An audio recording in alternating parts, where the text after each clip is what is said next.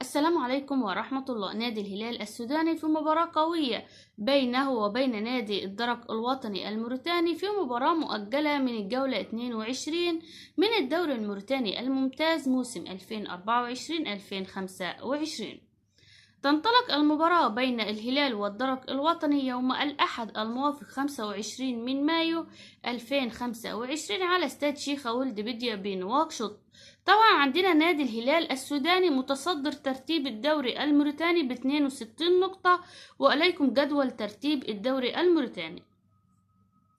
نادي الهلال السوداني في المركز الأول ب 62 نقطة، لعب فيها 28 مباراة، فاز في 18 مباراة، تعادل في 8 وخسر فقط مباراتين. نوازيبه عندنا في المركز الثاني على التوالي ب 55 نقطة. نادي الهلال هيقابل نادي الدرك الوطني وهو في المركز العاشر ب 33 نقطة. نادي الدرك لعب 27 مباراة وفاز في فاز في 9 مباريات، وتعادل في 6 وخسر 12 مباراة. سيبولنا آراءكم وتوقعاتكم حول مواجهة نادي الهلال ضد الدرك الوطني الموريتاني في مباراة مؤجلة من الجولة 22 في قسم التعليقات. فضلا وليس أمرا، لايك وشير واشتراك حتى يصلكم جميع الفيديوهات القادمة.